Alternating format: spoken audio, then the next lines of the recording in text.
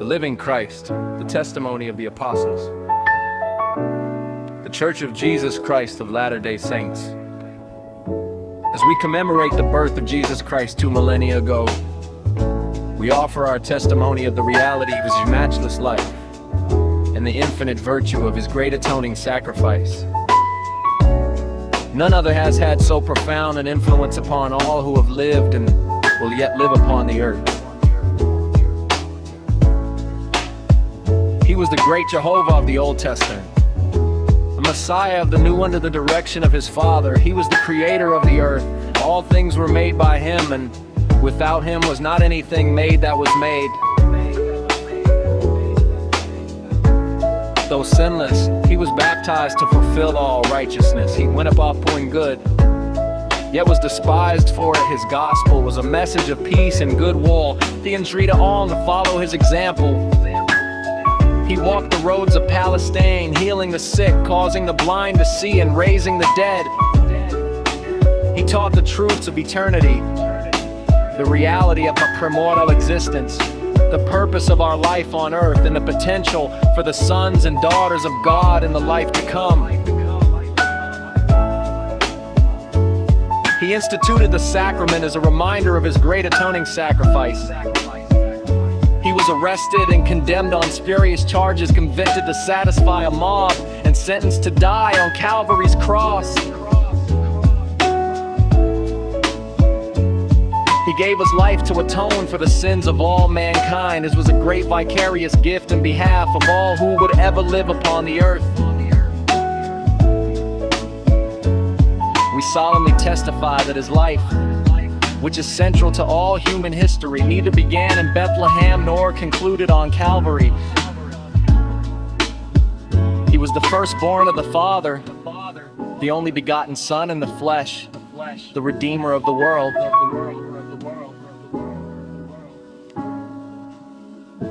He rose from the grave to become the first fruits of them that slept.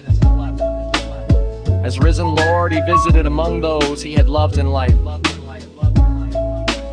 He also ministered among his other sheep in ancient America. In the modern world, he and his Father appeared to the boy Joseph Smith, ushering in a long-promised dispensation of the fullness of times.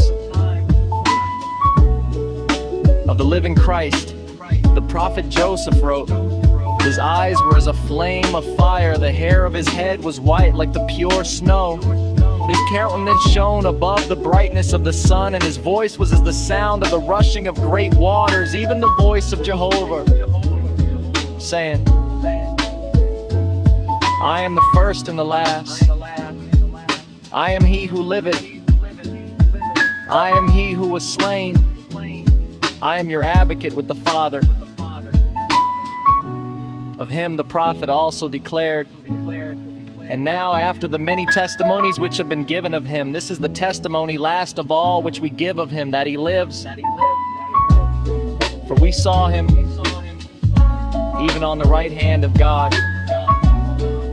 And we heard the voice bearing record that he is the only begotten of the Father, that by him and through him and of him the worlds are and were created, the inhabitants thereof are begotten sons and daughters unto God. We declare in words of solemnity that his priesthood and his church have been restored upon the earth, built upon the foundation of apostles and prophets, Jesus Christ himself being the chief cornerstone. We testify that he will someday return to earth, and the glory of the Lord shall be revealed, and all flesh shall see it together. He will rule as King of kings and reign as Lord of lords, and every knee shall bend and every tongue shall speak and worship before him.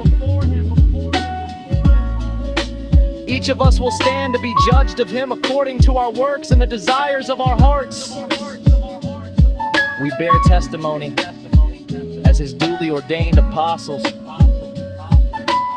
that Jesus is the living Christ, the immortal Son of God. He is the great King Emmanuel, who stands today on the right hand of his Father. He is the light, the life, and the hope of the world. His way is the path that leads to happiness in this life and eternal life in the world to come. God be thanked for the matchless gift of His divine Son.